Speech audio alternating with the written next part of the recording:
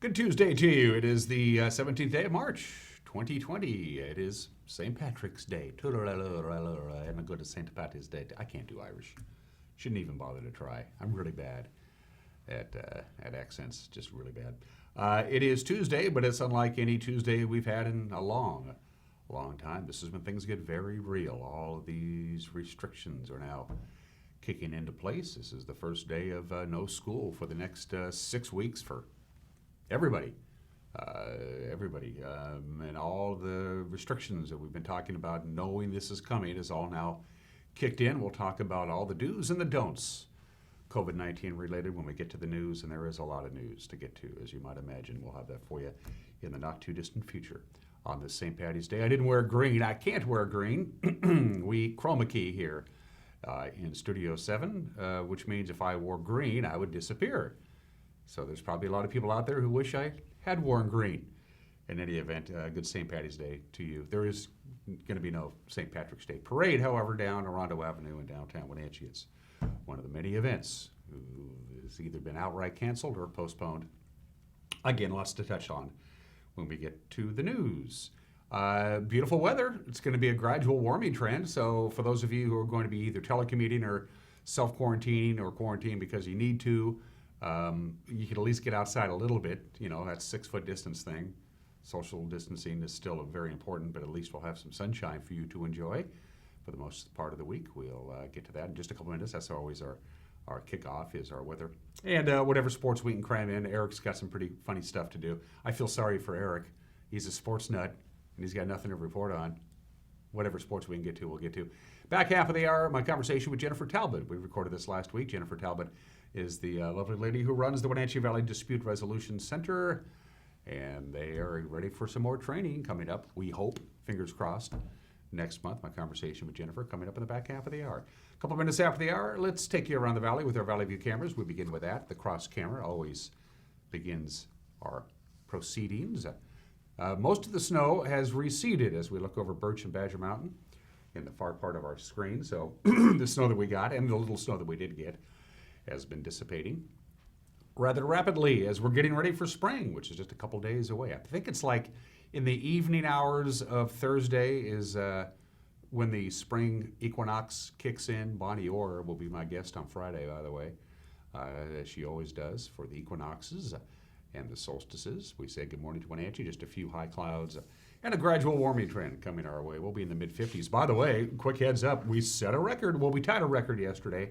On Sunday, we set a record for the overnight low. Yesterday, Monday's low, 25 degrees. That tied the record low for March 16th. It got all the way down to 25 degrees back in 1997. So it's been cold for those overnight lows the last couple of days. But again, going to gradually warm up.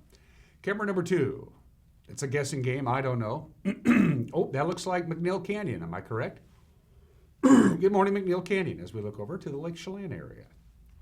Still a lot of snow, obviously, in the foothills around Lake Chelan. So good morning to our friends up at McNeil Canyon as we peek over the ridge toward Chelan proper with that kind of peach salmon-colored sky as the sun begins to climb up. We are past the 12-hour mark now. It starts today. Sunrise at 7:08, sunset at 7:10. That's 12 hours and 2 minutes of daylight for us to enjoy, and I hope you do get a chance to enjoy it. Camera number 3. Hello to the Monument Hill camera and beautiful Quincy. That's, of course, if you can't remember by now, that's Steve and Lynette Hare's summer home. That's their vacation home. It's a fixer-upper. We started that joke a couple of years ago, and I can't seem to let go of it. Clockham Ridge, way off in the background. Clockham Ridge, the golf course, we understand, is open. The restaurant's closed. All restaurants, of course, are going to be dealing with a new reality for the next couple of weeks anyway, but at least you can go out and get a little golf in. The only golf course I know of that has announced that they are closed is the Highlander up there in East Wenatchee. Camera number 4. I think we're to 4. Are we to 4? We're to 4. You going to help me out? Is that Valley High, Megan? That's Cole's Corner, but she moved it for me. Well, she can do it. She has the power to do that. That's the Cole's Corner camera. Good morning to our friends up at Lake Wenatchee, Cole's Corner, Winton, Plain, and those good folks up there. Still dealing, of course, with some residual snow. It's melting away. Can't wait for spring. although it's going to be a spring unlike any spring I've had in my lifetime anyway, in my adulthood anyway. So that's our tour around north central Washington, courtesy of Local Tel's Sky-Fi high-speed wireless setup. It is just about 6 minutes after the hour. We do have a slide to show to you from the National Weather Service. It gives you a quick rundown of what we're expecting this week. Temperatures today, tomorrow, right around normal. We'll be in the mid-50s here for the Wenatchee Valley. The overnight lows are still going to be below normal. Overnight lows are normally, 35, 36, right around there. We won't be getting up to there. Just a little bit of light snow expected way down, maybe in the Walla Walla area. None expected to here, although we are going to have a couple of passing shortwave systems that are just going to slide by us. It's going to give us some filtered sunshine at times, but the big story this week weather-wise, really nothing at all. Very dry. The one thing we are pretty sure of is there's really no precipitation at all until early next week, and that's not only for the Wenatchee Valley, but also for the mountains as well. So not a lot to talk about weather-wise, but we're going to talk about it anyway, all right? From Patriot Plumbing, Heating, and Cooling. They give your home a hug. Here's what the National Weather Service says we're in store for. Not a lot to talk about. Again, lots of sunshine today, high of about 55 degrees. Our high yesterday, I didn't mention this, was 50. Now, our normal high for this time of the year is 55, so that's just about normal today. Overnight low of around 30 is a little bit below normal. Clear skies tonight, no clouds to hold the heat in. We'll be up to 57, they tell us. On Wednesday, again, just below freezing for the overnight low. Thursday is when this short little system comes in and kind of bumps in and slides through and exits the area. It's going to cool us down just a skosh, as you can see on Thursday. We'll top off at 52. Friday, sunshine, 56. I'm liking that. Whatever golf courses are going to be open over the weekend, you can expect to see me either Saturday or Sunday or both days, with quite a bit of sunshine on Saturday, a high about 61. Mixture of clouds and sun on Sunday, a little bit cooler, maybe right around 58 or 59. Partly cloudy on Monday, and a high of 57. There is a slight chance of some light rain Monday night into Tuesday, but that's so far into the future. National Weather Service is kind of hedging their bets on that. Outside of that, dry, mild, afternoon high temperatures right around normal. The overnight lows slightly below normal. No precipitation at all in the forecast at 7 minutes after the hour. I'm not sure if we have our past cams up and running. They weren't running yesterday. Had some technical difficulties, but hey, they're running today, and we got nothing for you. No advisories or restrictions. It's a live shot of I-90, courtesy of the DOT. They're looking good. Roadways bare and dry. Nothing happening there. You can just do the same thing. Lather, rinse, repeat on Stevens Pass. Roadways bare and dry. No advisories. No restrictions on US 2. Do we have a shot of that, Megan? And there we go.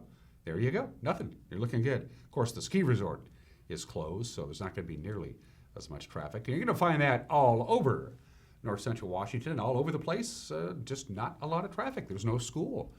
And a lot of businesses have scaled back or mothballed themselves. Blewett Pass right now, no advisories, no restrictions. The roadway is bare and dry, and no snow at all in the forecast for the Cascades right through Monday.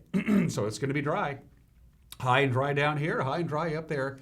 You're good to go in the mountain passes. All right, 9 minutes after the hour, we're going to take a quick break. When we come back, we have a lot of news to get to on this St. Paddy's Day. We'll give you the information you need to start your Tuesday. In 1 minute, you're watching Wake Up in Wenatchee Valley on the NCW Life channel.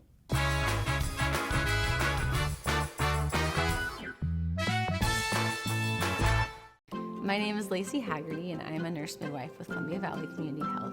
I love all aspects of my job because it is a profession that's very committed to empowering women to make decisions in their health care that feel best for them. It's incredibly valuable to me as a midwife that I get to take care of women throughout their whole lifespan. I hope to see you at a future visit because I know you'll love having midwifery care. Oh, that's awesome. Look at that. Yeah. There he is. Sure wish he was here. Yeah, no kidding. Little 4-point. It's a nice coconut. Solid fish. Watch the Northwest Outdoorsman with Richie Herod Saturdays and Sundays at 6 a.m., 9:30 a.m., and 4:30 p.m. on the NCW Life channel.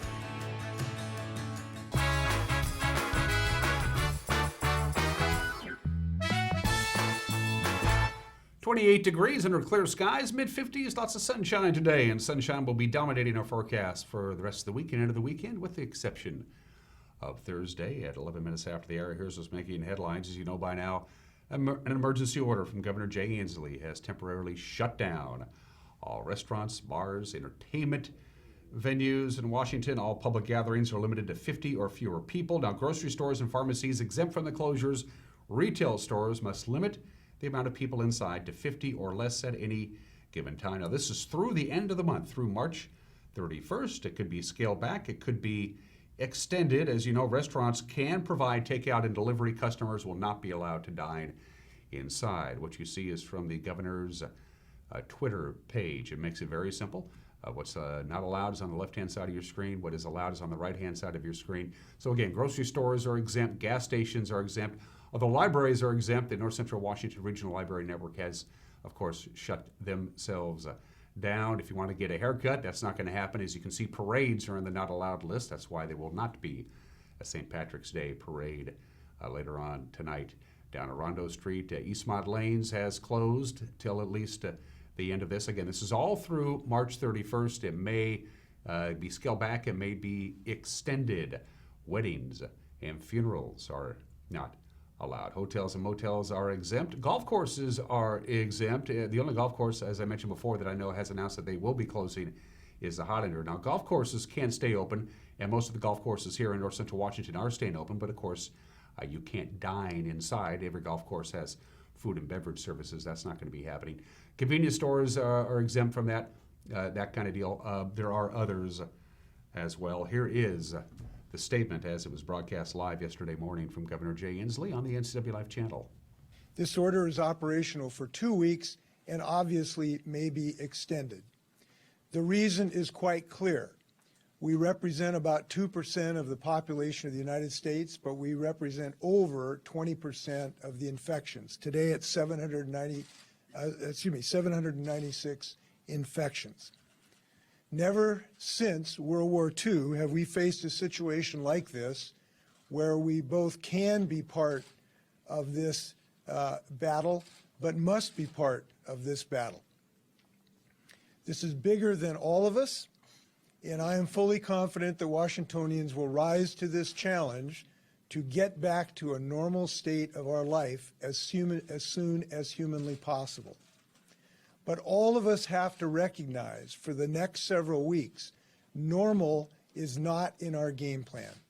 And I will be announcing both mandatory rules in this regard and a request for Washingtonians to understand that central premise.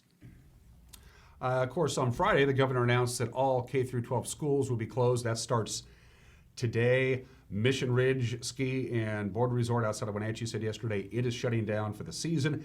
Vail Resorts closed all of their mountain ski areas, including Stevens Pass, for at least a week. Confluence Health is the Wenatchee Valley's largest medical provider, and they say they will postpone elective surgeries and routine patient visits for at least the next 6 weeks.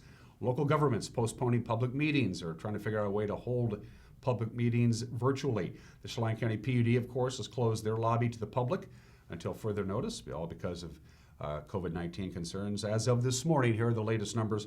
The Washington State Department of Health has confirmed 904 COVID-19 cases in our state. 48 deaths have been reported, the vast majority of them in King County, including the one Grant County resident who died in hospital care in Wenatchee.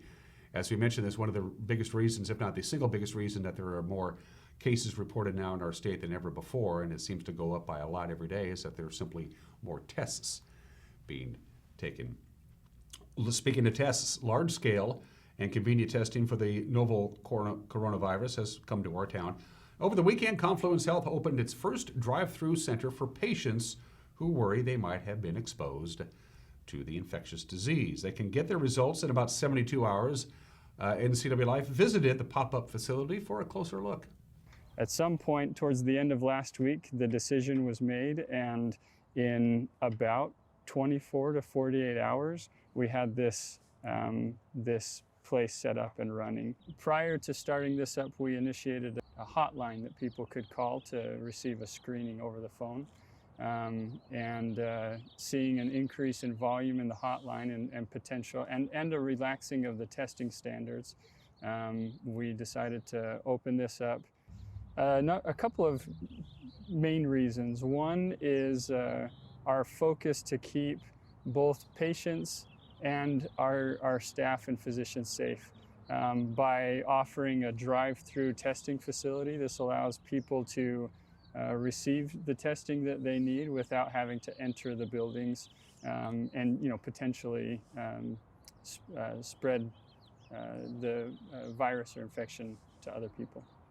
So before they're seen here, they need to either have been screened on the hotline number that I mentioned earlier, or seen in the clinic or screened by their primary care provider. Over the weekend, we had about 45 people come through. Today, it's mid-morning, and we've had about 12 or 15 so far today. The criteria at this point really is just if you have a fever and any respiratory symptoms, a cough generally, or a tightness in breathing, shortness of breath. If you have those symptoms, then an order can be put in for you to come here to be tested.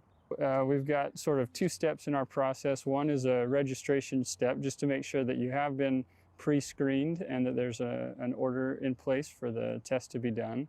Once that's confirmed, then the car is pulled forward, and as all the patient has to do is look forward and tilt their head back a little bit, rest it against the headrest, and then the medical assistant or nurse that's taking the test does the rest. They'll reach in, and it's a nasal swab, the test is, so they reach in with the test swab and just insert that up the nasal passageway, and then that's it.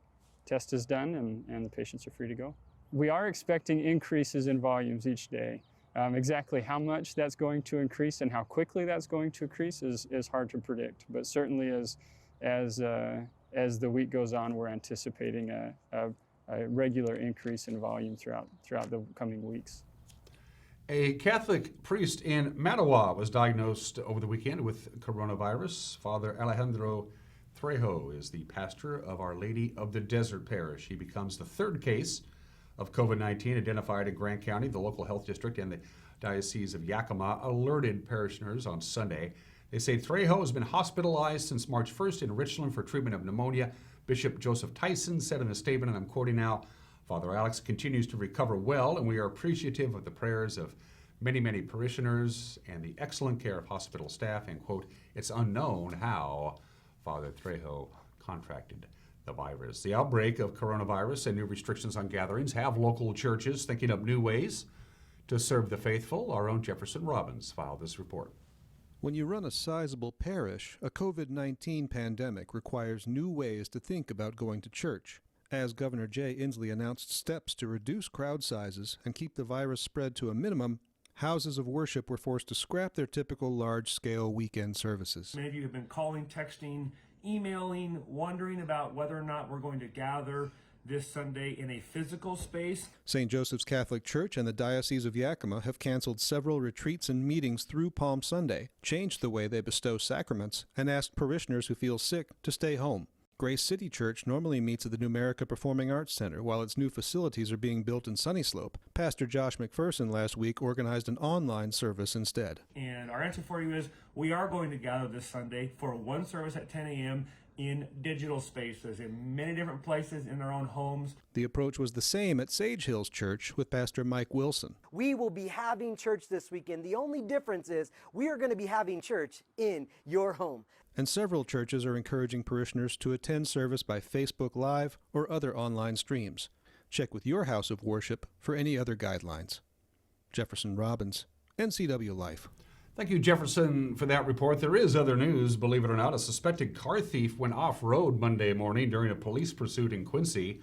The chase ended in a big pile of rocks and debris. 25-year-old Mary Aldana of Quincy faces numerous charges after allegedly stealing a 2016 GMC Duramax 2500 in the 1000 block of Intermodal Way. When an officer located the stolen truck about 7:30 a.m., again, this was yesterday morning, it led to a short pursuit before the truck crashed into the large pile at Division Road and 1st Avenue Southeast. Police say Aldana was found on the ground outside the truck, taken to the hospital for minor injuries.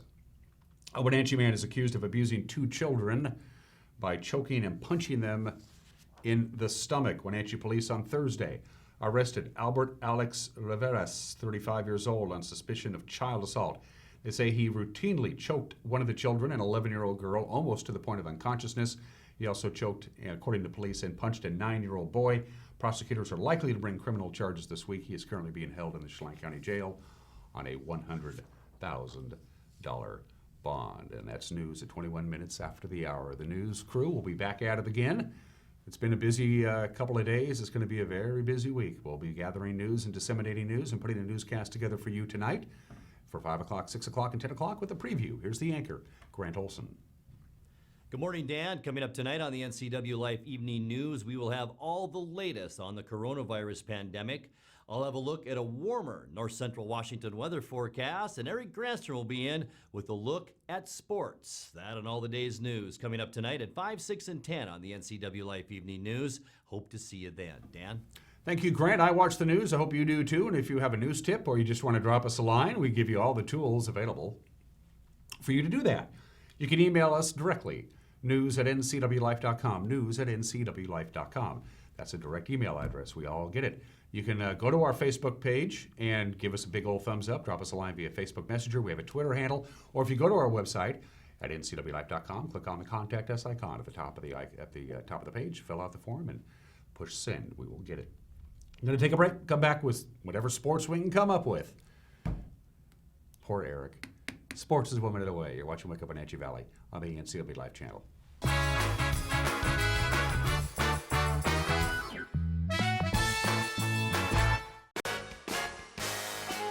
RLS Productions is proud to bring to the NCW Life channel the Concerts in the Garden series held at Omi Gardens. The series features performances from Rare Earth's Peter Rivera, Heart by Heart, to Slim and the Taildraggers, The Infinity Project, the Wenatchee Swingin' Big Band, and a whole host of other great acts. Tune in Wednesdays at 2 and 7 p.m. and Saturdays at 10 p.m. RLS Productions Concerts in the Garden Summer Series, only on the NCW Life channel. I'm Dr. Wayne Latimer. I'm a chiropractic physician. I have postgraduate certifications in both whiplash, trauma, and rehab, as well as sports medicine. The location is great. The light and the visibility, the 17-foot ceilings are fantastic. You can go into a lot of clinics, and it's very clinical. People really like the spa environment, so my whole premise was take a spa environment, add the very serious rehab, and give people an enjoyable way to get better over time.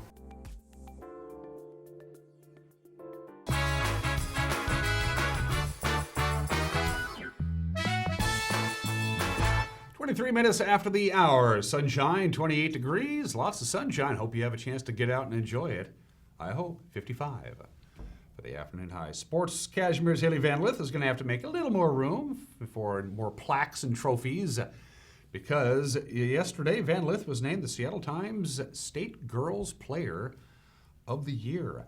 The Cashmere senior finished her brilliant high school career a week ago at the State 1A tournament. She scored 27 points in their championship loss to Linden Christian. Haley averaged over 32 points her senior year, finished with 2,994 career points. That's the most ever for a girl in state history. Van Lith is quoted in the Seattle Times article that she's put the devastating loss of that title game behind her. She's focusing on her future at the University of Louisville. She said she hopes that people remember the way she played the game. And, quote, my opponents remember hating playing against me because I was the worst to play against, end quote. Congratulations to Haley. Of course, yesterday was the last day of school for local athletes. They were turning in all of their spring sports equipment. So it's all been tuned in. And starting today, of course, there is no school and will be no school until at least Monday, April 27th. We've reached out to area athletic directors what the plan is when school resumes, assuming that school will resume at the end of April. The first available game will be sometime after April 27th. So about 3/4 of the spring sports season is simply going to be wiped out. What are they going to do? Are they going to try and do makeups? Are they going to try and pick up where they left off? We don't know. When they make up their mind, we will be sure to let you know. There is football news. Seattle Seahawks have re-signed Teron Reed to another couple of years. Congratulations there. NFL's free agency period begins last night. The Seahawks were quick to sign their second-round draft pick in 2016. It's a 2-year extension worth $23 million. ESPN's Adam Schefter and Jeremy Fowler reporting that Seahawks offensive tackle and sometimes tight end George Fant is gone. He signed a 3-year, $30 million deal to join the Jets. The next big question for Seattle as free agency begins.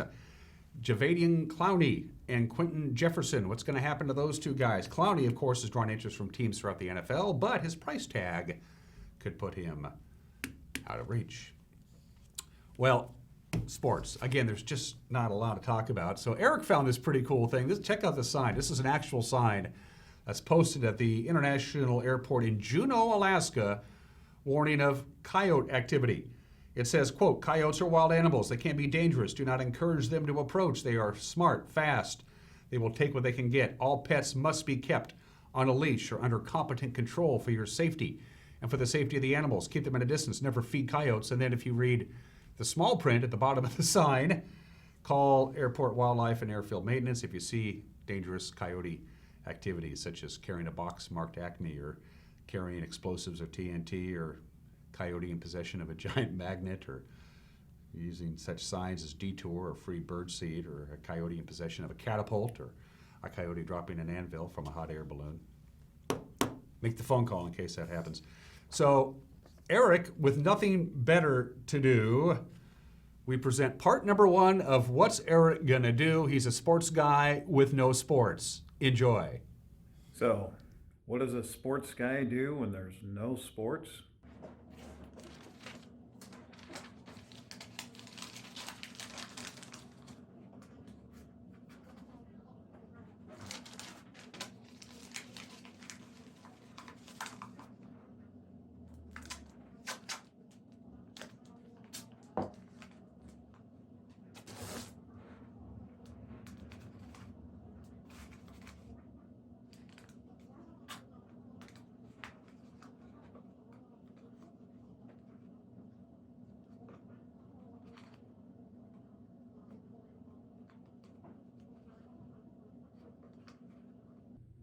Okay. Now,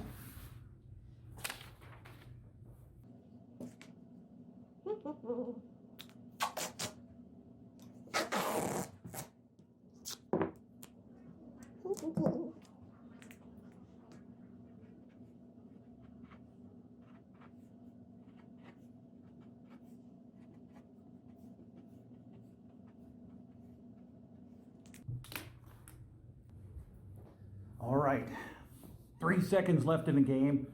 His team is down by 2. Wind a little left to right. Here comes the attempt to win the game. The snap is back. The spot is down. The kick's away. Oh, and it's short. Coronavirus. And that's what happens when your sports director has no sports. A couple of quick items. Major League Baseball announced yesterday they will not begin the season as they originally bumped it back to April 9th. Now they just have an open date. They don't know when. Major League Baseball will start the 2020 season. Tom Brady made it official earlier this morning. If he continues to play football, he will not be the quarterback of the New England Patriots. He is leaving the team he's been with for 20 years. And those are some of the games that people aren't playing this Tuesday. 29 minutes after the hour. It is St. Patrick's Day. That does not make it an obscure holiday. No, it is, however, National Corned Beef and Cabbage Day, which is the meal that we associate with St. Patrick's Day. Ironically enough, this food, which is associated with this particular holiday, is not Irish in nature. It didn't become an Irish dish until the Irish emigrated to America. So if you're in Dublin, say today, and you go into a pub or a restaurant, if they're open, they're not going to, corned beef and cabbage. What's that? Of course, corned beef doesn't have any corn in it. The corn is the name of the coarse grains of salt that they would put in the brine for the beef. That's why it's got this name, corned beef. And it just, corned beef and cabbage complement each other perfectly. And then, of course, you have a few carrots and you're in it. It wasn't until the 19th century that Irish Americans began to put corned beef and cabbage together. So that's how that worked. They actually couldn't, before they emigrated, they couldn't afford corned beef and cabbage. It was too expensive. But once they made it to America and started to make a little bit of money, they had enough money to buy big hunks of beef and turn it into corned beef and cabbage, which is now, of course, associated with St. Patrick's Day. I love corned beef and cabbage. It doesn't love me. Bottom of the hour. today in history. Just one item of note today, but it's a big one. March 17th, 1776, 244 years ago today, the opening phase of the Revolutionary War, the Siege of Boston, came to an end. The British, they were in Boston. They had control of the city, but they had no supply lines. Their only supply lines was via the sea. All the land around Boston was held by the Revolutionary Army, led by George Washington and Henry Knox. They placed artillery positions overlooking Boston, and the British in Boston said, well, we're not going anywhere, and we're not going to be able to get food or supplies, so we're out of here. And so they left Boston. The siege of Boston came to an end. Always take the high ground, they say. Some people still loyal to England went back to England. Other Bostonians went to Nova Scotia and set up shop there. But the siege of Boston, the first significant victory in the war, happened on this date back in 1776. And finally, we got some birthdays for you. At the bottom of the hour, 31 after the hour, Bobby Jones, the legendary golfer born in this state in 1902, died at the age of 69 back in 1971. Of course, he is the only golfer to win the Grand Slam in a calendar year. The U.S. Open, the U.S. Amateur, the Open Championship, and the British Amateur. He did that back in 1930, and then he retired as an amateur at the age of 28, never played professional golf, went on to found the Augusta National Golf Club, one of the finest golfers ever. Bobby Jones, born in this state 118 years ago today. Born 101 years ago today, the legendary Nat Cole. Nat King Cole. I don't know what else to say about Nat Cole. The man was a genius. Of course, his early recordings with his jazz trio was absolutely must listening. Then he kind of moved into the crooning part of his career. He did it all. He was a singer, very good, terribly underrated as a pianist. He was a television host, the great Nat Cole, born in the state in 1919, died of cancer at the age of 45 in 1965. Speaking of legendary musicians, Paul Kantner was born in the state in 1941. We lost Paul 4 years ago at the age of 74. The co-founder, the rhythm guitarist, the lead guitarist of the Jefferson Airplane, the Jefferson Starship, and just plain Starship, terribly underrated as both a songwriter and a guitarist, the great Paul Kantner, Rock and Roll Hall of Famer, born in the state in 1941. A couple of living legends, John Sebastian, 76 years old today, always associated with the Lovin' Spoonful. He's in the Rock and Roll Hall of Fame, had a #1 hit with the theme to Welcome Back, Kotter, and he still performs. John Sebastian, 76 years old today. And Rob Lowe, whose career looked like it was completely going nowhere 20 years ago, and then along came a little show called The West Wing, which prompted his career right back up. Rob Lowe is 56 years old today, and he's a pretty good actor, I got to tell you. 33 minutes after the hour, Mike McKnight's got an opinion coming your way, and then my conversation with Jennifer Talbot of the Wenatchee Valley Dispute Resolution Center. It's recruitment time again. You'll see that conversation when we come back. You're watching Wake Up Wenatchee Valley on the NCW Live channel.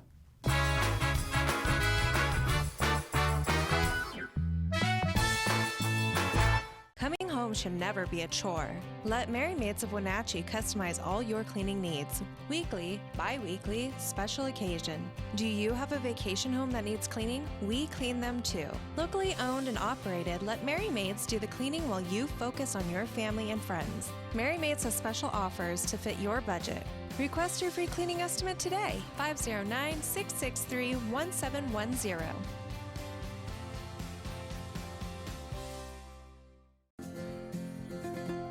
At Local Myth Pizza, we believe in real food, freshly prepared with only premium ingredients. Our cheeses are imported from Italy. Our sauces, dressings, and even our sausages are made in-house fresh daily. Featuring Northwest craft beers and 30 Chelan Valley wines and ciders. Family fun and amazing food. Eat local, drink local, and be local at Local Myth Pizza. Come see why Sunset Magazine says you can't beat Local Myth Pizza. Contractors, furniture makers, and weekend do-it-yourselfers around north central Washington will tell you that Lombard's Hardwood Supply is the place to get what you need. Lombard's full millwork shop can handle jobs large or small. Lombard's has a full line of interior and exterior doors available, as well as custom barn doors. From alderwood to zebrawood and everything in between, it's Lombard's Hardwood Supply on School Street in Sunny Slope. Like us on Facebook and check out our monthly special.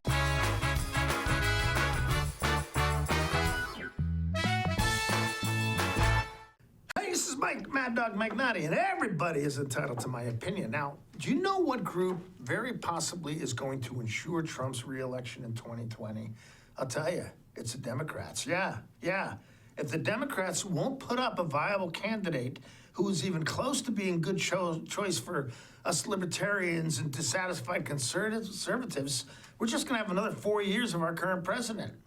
Now notice, I didn't go out of our way to say our current administration, because the way Trump hires and fires his cabinet members and the regularity in their resigning if they're not fired, other than Donnie himself, who knows who'll be running the executive branch. But like I say, Trump may be reelected, and if he is, I'm gonna bet it's mostly gonna be the Democrats' fault. This is Mike Mad Dog McNaughty, and that's my opinion.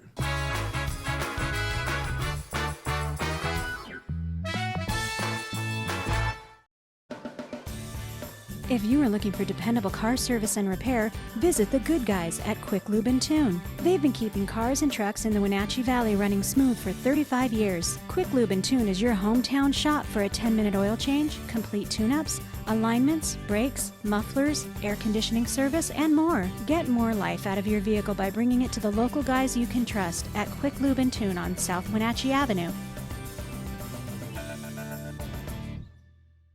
You want to help others. You need a solid career. You can have both with help from Charter College.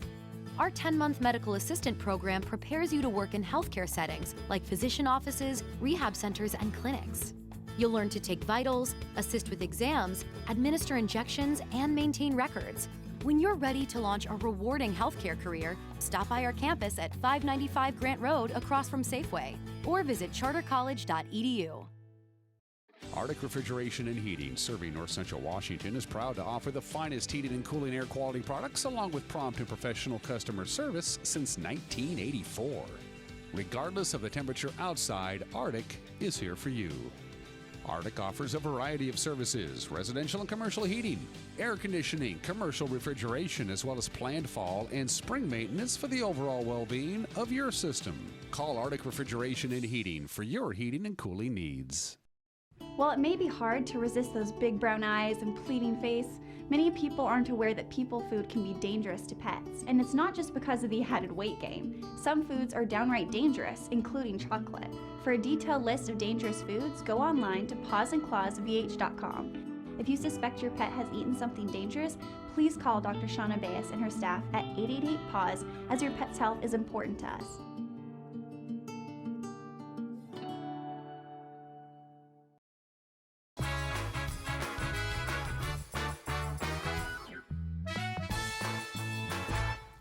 We're back on Wake Up Wenatchee Valley. I am Dan Kuntz. Conflict is inevitable. It's part of life. The idea is, how do you deal with conflict? Well, there are ways to do that. You can even consult professionals. And that's what the Wenatchee Valley, I don't want to mess this up, Jennifer, the Wenatchee Valley Dispute Resolution Center is all about. I got it right? Yes, correct. Yes, Jennifer Talbot is the executive director of the, can I just say the WVDRC? Does yes, that sound good that's enough for me? perfect. I'm sure you use that yes, more often yes. than not. Jennifer Talbot is back again joining me, because you were here last year about the same time to talk about the same thing. It's another mediation training, which is coming up here in just a couple of weeks. You had one of your mediators on. Right. Yeah, who was really fun to get to know. Yes. And she was just a fantastic lady. Really, really cool. Some things in the news since I saw you last. First of all, you have a new home. We do. We relocated. We are now downtown on the corner of Palouse and Wenatchee Avenue at the old Savings and Loan Building, so 5 South Wenatchee Avenue. Okay. Do you have a nice office? We do. We're up on the 3rd floor there, and so great location, and we're really enjoying our space. And when you say we, it's you and who else who actually works at the... Well, I'm the executive director, and we have a part-time customer care coordinator, and so she does the intake, Emily Bryan, and she does the intake and gets everybody scheduled, and she does a lot. And that's it. Right, So that's it, and then we're volunteer. All our mediators are volunteer. And when we talk about mediators, and you can become a certified mediator, and we'll talk about that, how that happens. When you do the mediation, does it always take place at your office, or is it... We primarily, yes, we do the mediation at our office. We also mediate, have an option of mediating at the small claims court, so we do that there. And then we're open to going places as well, so we're not tied to that location. But it's a neutral site. It is. It's a good place. Important. And I guess, I know this sounds like a funny question, but the room where the mediation takes place? Because mediation can be emotional. It can be.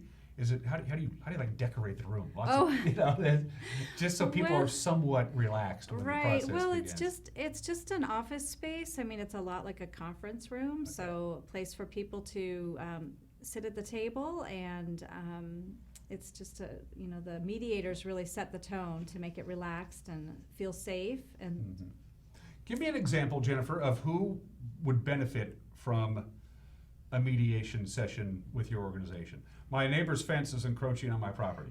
I'm just spitballing here, but give me an idea of I know no two cases are typical, no two cases are the same, but give me an idea of the kind of people who seek out your services. Well, you're right. It can be just about anything. Neighbor to neighbor dispute, it could be a business dispute, workplace dispute. We do see a lot of family mediation, so folks that are working, they're either going through a divorce and they need to work through the agreements on property, on parenting, but also revisiting those parenting plans. As the children get older, things change, and it's time to maybe revisit visitation and schedules and everything that goes into parenting. So a lot of times we do have people that come back to us, after maybe 2 or 3 years. So is it I'm trying to think of the right way to phrase this. Is how do people end up on your doorstep? How do you get the referrals to come to the WVDRC? Oh, good. Lots of different ways. We do appreciate referrals from, sometimes judges or attorneys will refer, but then people just find us. A lot of times it's one party that initiates. Maybe they've heard about mediation, or they're thinking, I'd like to try something to resolve this dispute. So they will contact us, and then what we will do is contact the other party and explain what mediation is and see if that might work for them as well. So it's really our intake process is a very delicate process. We really are trying to convince people to at least give it a try, to come in and see if they can't work through things. Is a lot of this a legally binding kind of a thing? The court said, I want you to go to see Jennifer and her pros, and whatever they decide is you're going to both sign off on it, or is it just Well, it can be if people want to do that. It's a civil agreement in that it's in writing and both parties have agreed to that. If they want to make that legally binding, they can go through that process, but it's not always necessary. Every case is different. Are you busy? Is this? We have been busy. We kind of had a slow time there in January and February where we didn't have very many mediations, but now we're busy again. So I guess it comes and goes. You can't really account for it, I suppose. Yeah. What are some of the mediation things that you're mediating now that wasn't even on the table, even considered, say, like a decade ago? I mean, what's some of the newer problems that are creeping up in this? I don't know that there's any newer problems. I think conflict is just it's part of our society. It's part of who we are, and I think people just sometimes they need help. They just need help. And it's tough. They don't always want to come to the table. So, but when they do, it's a really safe place, a good time to work through that with somebody that can guide you through that process. Is just agreeing with the opposite party in your conflict and agreeing to sit down with your organization, is that half the battle right there? Yes, absolutely. Okay. Yeah. Okay, which makes perfect sense. Yes. Yeah, as they say. So for any large company, or even moderate-sized company, if you have an HR department, your HR head should absolutely go through this, shouldn't they? Yes, we do recommend that. I mean, I think that is an option that workplaces can look at in human resources, is because there's a lot of things that happen if there is any kind of workplace conflict between coworkers or a boss and a subordinate, and if human resources can say, try mediation, let's see if we can't work this out, and then there's other steps they may need to take, but at least it's a try. Yeah, and you've mentioned this before, it doesn't always work out. I mean, sometimes they come down and it just try as you might, it's just not going to be resolved through your organization. That's just the name of the game. So it must be terribly frustrating though. Well, You know, we try our best, and I think a lot of it is where both parties are at in their stage of that conflict. And so if they're ready to mediate in good faith and really try to work through the problem, then they may come up with a settlement. We do have a pretty high percentage of over 50% of our, maybe 60, I think we're at 67% of our mediations are settled. So that's good. I mean, that's an really good. Excellent batting average. Yes. Yeah. I hope we're planting some seeds to some of our viewers out there. Let's jump ahead to the mediation training, which is coming up.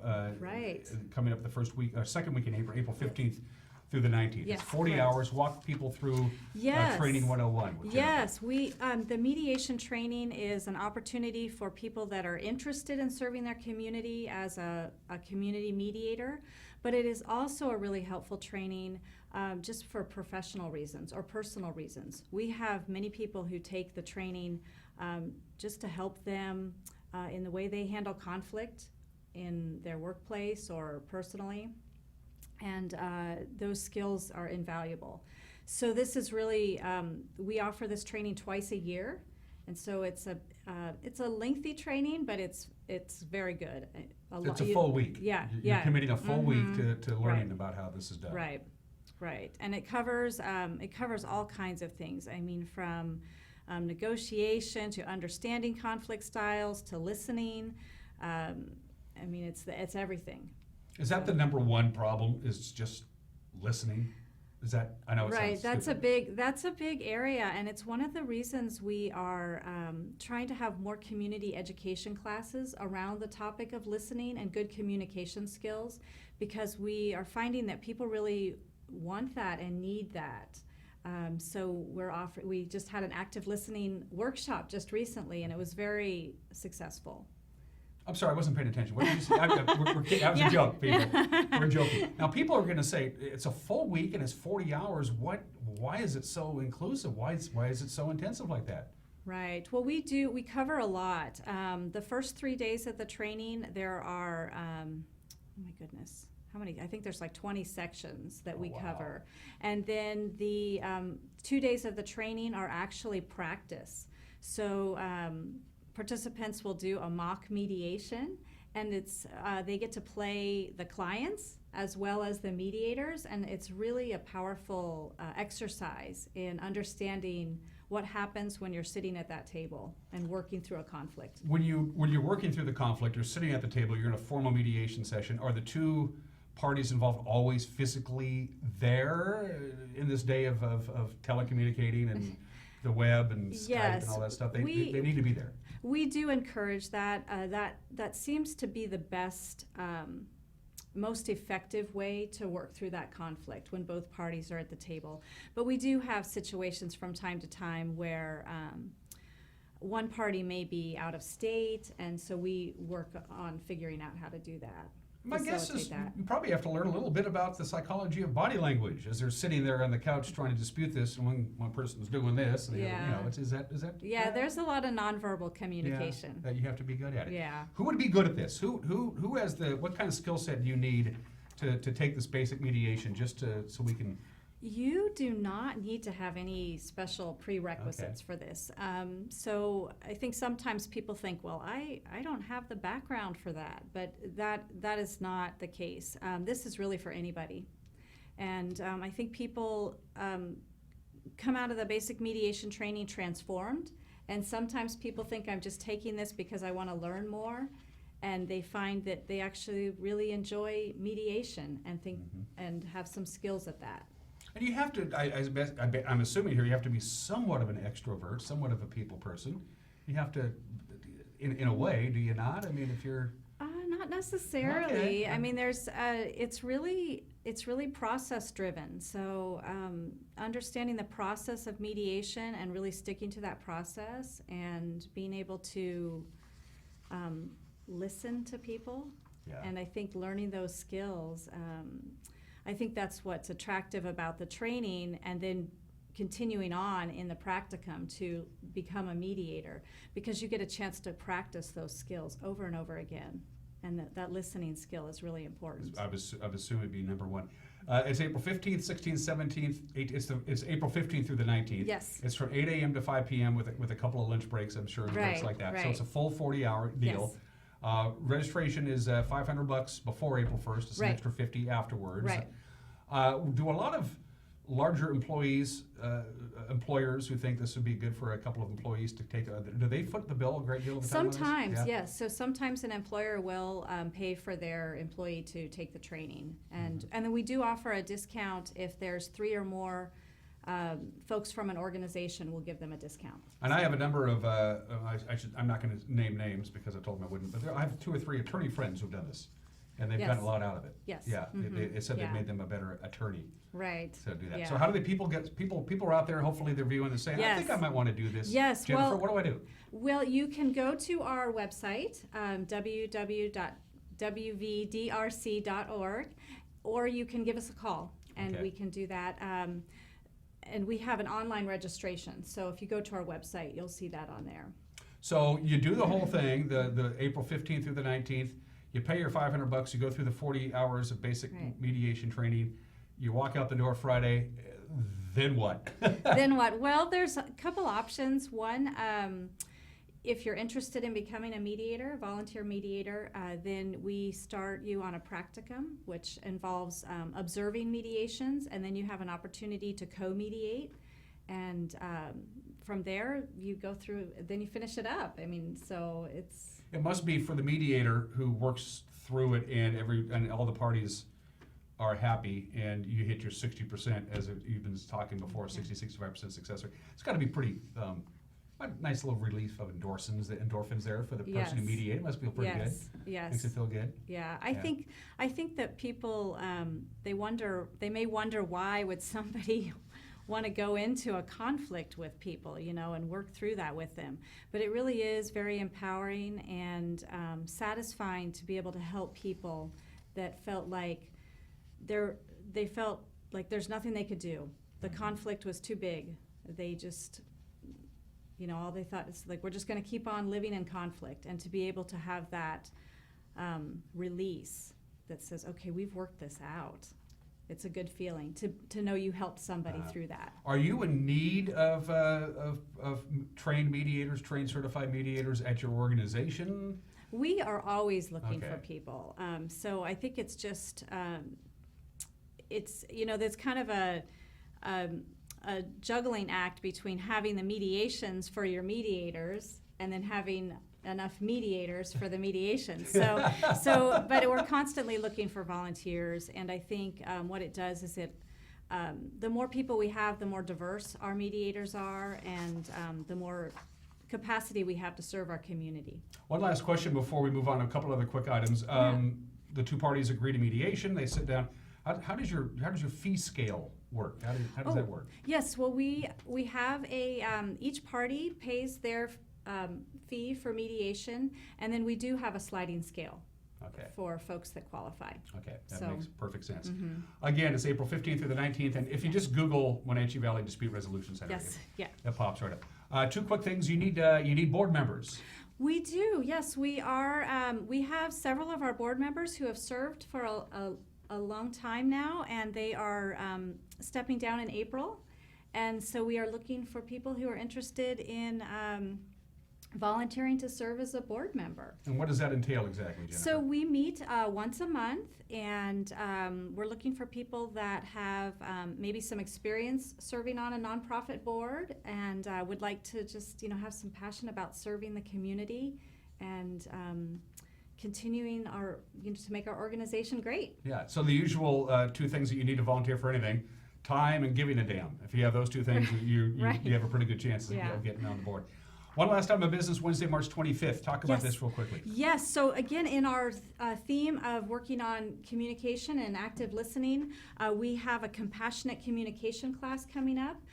We did a nonviolent communication workshop in October of last year, and it was really successful. And so Bob Mark, our presenter, is coming again to kind of give a little bit more on that. And so that's March 25th in the morning, 9:30 to 11:30. It's going to be at the YMCA, and you can register on our website. Okay.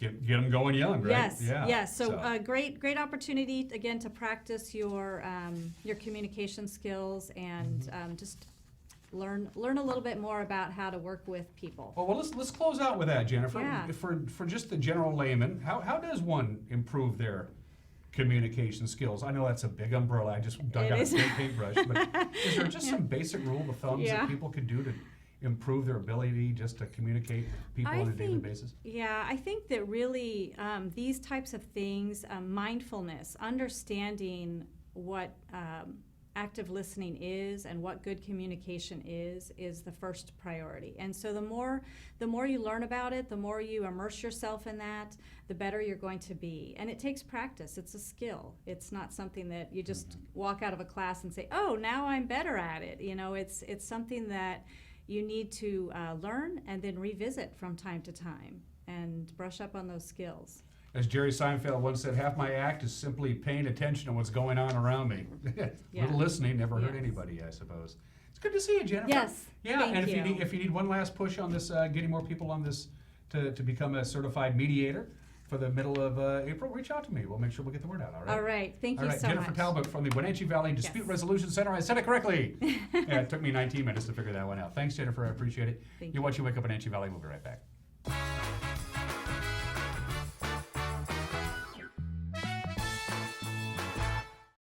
Nissan is the value leader in new cars and SUVs. Check out these new models starting at under $20,000. The all-new Versa from $17,020. The all-new Sentra from $17,400. And the all-new Kicks from $17,995. Now you can have the Nissan style, performance, and reliability, all for under $20,000. And they're all here at Town Nissan, up behind Costco in East Wenatchee. You don't have to be a member to enjoy the view and dine in style at Highlander Bar and Grill located at the beautiful Highlander Golf Course in East Wenatchee. Highlander Grill offers breakfast, lunch, and dinner with dine-in or takeout options. Highlander Bar and Grill's friendly staff is here to serve you 7 days a week. Call for reservations Friday night prime rib dinner. Contact Shalane, Highlander Grill's site coordinator, to schedule your corporate event or special occasion today. How much are you paying for adult, family, or assisted living? Epladolin Retirement and Assisted Living offers one-bedroom apartments for one affordable price. Their rates are all-inclusive. No nickel or diming or sudden increases, just one set price. You or your loved one will receive good food and excellent care in a relaxed, home-like environment. Stop on by for a tour to see if the Epladolin family is the right choice for you. Family owned and operated. Epladolin Retirement and Assisted Living in Cashmere. Affordable care. Cottage Inn has been serving quality home-cooked meals to our community, friends, and family for 80 years. Whether you prefer fresh seafood, hand-cut steaks, or one of our comfort food recipes, it's all here. Add Washington wines, craft beers, and those extra special cocktails, and you have a dining experience that has stood the test of time. Come celebrate 80 years of excellence at the Cottage Inn, serving lunch and dinner with home-cooked breakfasts available on Sundays. We look forward to seeing you.